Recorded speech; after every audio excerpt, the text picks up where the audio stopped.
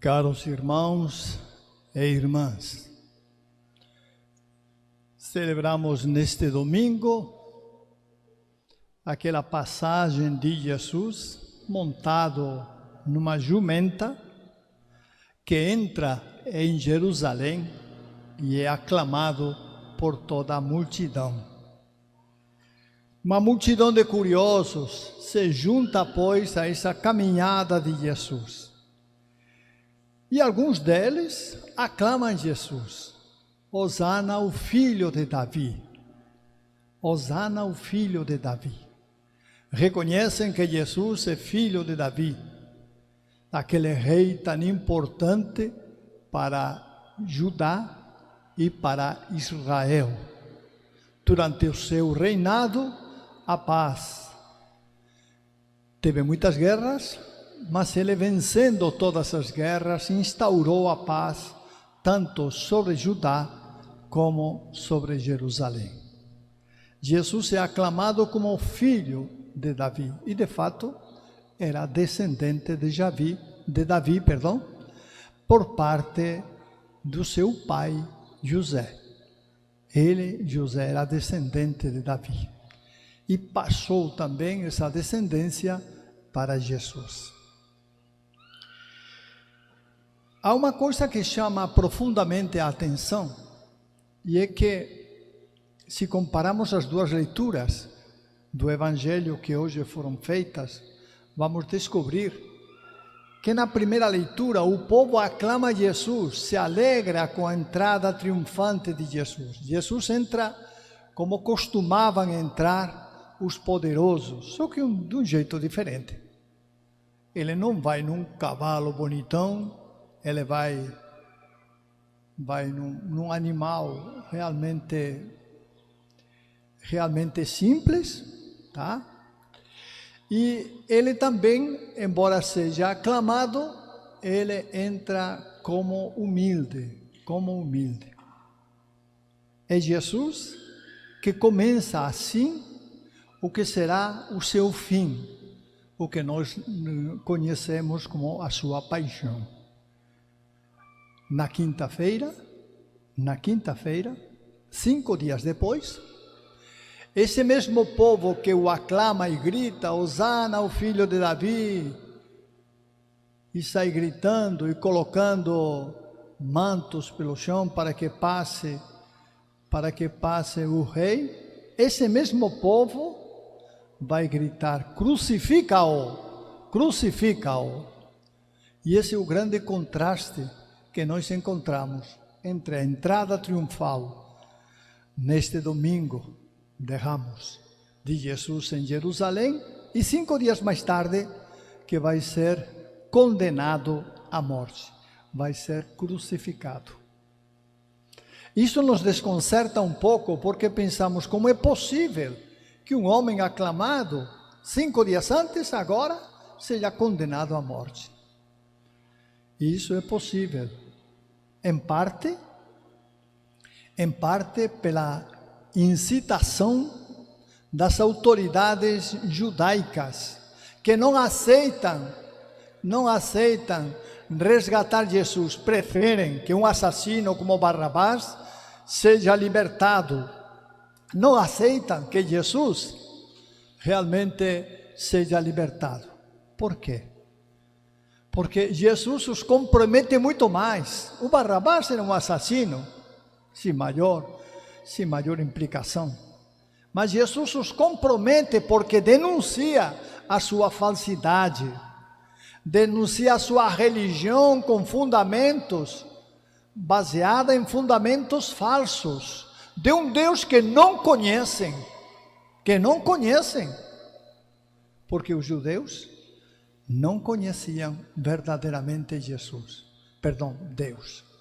Não conheciam verdadeiramente Deus. Nem sabiam, embora com toda a tradição do Antigo Testamento, nem sabiam o que realmente Deus pensava e queria. Jesus, pois, é muito mais perigoso que Barrabás, muito mais perigoso. Barrabás só mata a gente. Mas Jesus Jesus mata muito mais. Mata a falsidade dos fariseus, dos saduceus, dos sacerdotes, de todas as autoridades judaicas que se consideravam superiores ao povo, e denuncia o seu orgulho e a sua prepotência. E é por isso que Jesus vai morrer, porque ele é extremamente perigoso, ao denunciar todas essas coisas que as autoridades judaicas vivenciavam e faziam. Jesus é perigoso, e é por isso que vai morrer. Na hora H, ante Pilatos, eles preferem Barrabás, é menos perigoso, ele só mata a gente, mas não mata ideias, não mata a religião, não mata nada disso. Por isso preferem Barrabás.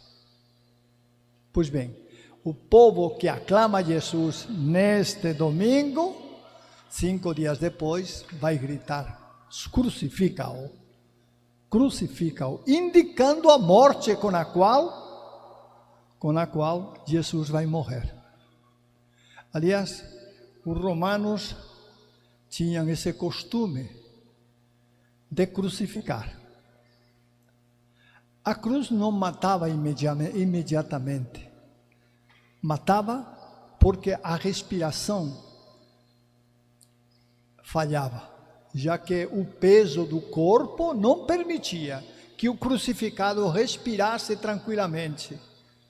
E as forças, enquanto o crucificado tinha forças, levantava de vez em quando e respirava. Mas quando as forças começaram a falhar, então ele não tem mais condições de levantar e de respirar. E morre por asfixia. Ele morre asfixiado. E foi assim que Jesus morreu, crucificado. No estilo dos romanos, que adoravam fazer isso. E que não suportavam as revoltas, e a condena das revoltas normalmente era a crucifixão. Jesus, pois, morre. Mas é importante entender a dinâmica de Jesus. Porque alguém poderia dizer: mas por que Jesus não se safou dessa? Por que Jesus acabou morrendo? E é preciso entender, meus irmãos, que este não é um projeto humano, este é um projeto de Deus. É o Pai que entregou o seu Filho à morte. Quando Jesus nasceu, já estava destinado para a morte. Jesus sentiu tudo aquilo que nós sentimos numa morte cruenta, ele também sentiu. Deus não poupou nada dele, nada. Acho que deu até maiores sofrimentos. Mas uma morte cruenta na cruz foi a morte de Cristo Jesus. O Pai não quis poupar nada. Ele morreu mesmo entregando o seu sangue para a salvação nossa. Nós temos parte nessa morte de Jesus. Nós temos parte. É verdade que Ele nos libertou, mas nós temos parte. Com os nossos pecados, nós temos contribuído também para a morte de Jesus. E alguém pode dizer: não, mas Jesus morreu 2000 anos atrás. Sim. Mas os efeitos dessa morte não têm tempo. São eternos, porque Deus é eterno.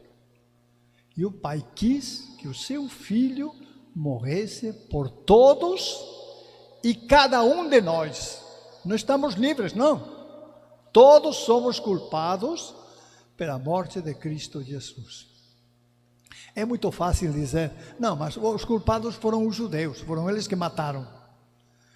Mas todos nós temos culpa nisso aí. É preciso reconhecer essa culpa. É preciso reconhecer que quando nós pecamos, quando nós ofendemos Deus, quando nós não fazemos o que Deus nos manda, quando nós nos entregamos nas mãos do prazer desordenado, quando nós fazemos coisas que são efetivamente pecado, que reconhecemos como pecado, nós estamos crucificando, colaborando na crucifixão de Jesus Cristo. Essa é a realidade. Cristo Jesus não morreu inutilmente. Cristo Jesus, enviado pelo Pai para a morte, ele morreu por todos e cada um de nós. Ninguém pode dizer, por mim não morreu. Não, por você morreu também. Por você e por todos nós. Porque pelo pecado original, todos estávamos condenados, inclusive sem ter culpa expressa, mas condenados ao inferno, à pena eterna. Estávamos todos condenados, mas Jesus nos resgatou e pagou caro, pagou com o seu sangue, com a sua vida, nos resgatou. Esse foi o preço que Jesus pagou pelos nossos pecados, por todos os nossos pecados. E a partir desse momento, a partir da morte de Cristo, fomos libertos. O pecado original não tem mais poder sobre nós. E Paulo vai dizer que nenhum pecado tem poder sobre nós se nós não quisermos, se nós mais uma vez não nos tornamos escravos do pecado. E é o que acontece às vezes, que embora Cristo tenha nos libertado, tenha nos dado a liberdade para não pecar, nós acabamos muitas vezes fazendo o que não devemos e tornando-nos, mais uma vez, escravos do pecado. Cristo veio para nos libertar, veio para nos salvar, para nos tirar da escravidão, para restituir a dignidade em nossa vida, para tornar-nos filhos de Deus. E é isso que nós somos, filhos de Deus. E filhos amados de Deus, não qualquer filho, mas filhos amados, porque Deus nos ama a cada um de nós. E a prova do amor, dirá São Paulo, está aí. A prova é a cruz de Cristo Jesus, é a morte do seu Filho na cruz. Essa é a prova do amor de Deus. Ninguém pode dizer, porque Deus não me ama. Como que não te ama? Ele já manifestou que Ele te ama através da morte, entregando o seu Filho à morte.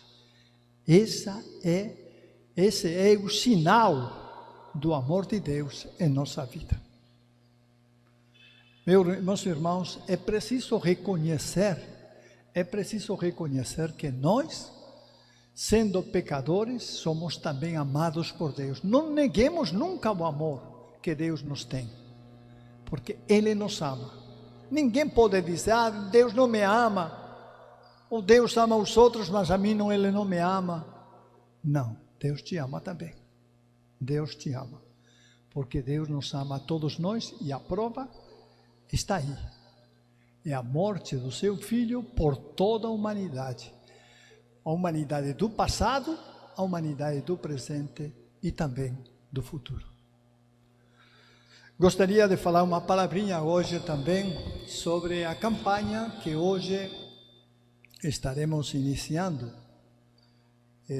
A igreja, no dia de hoje, faz uma campanha, uma coleta, na verdade é uma coleta, né?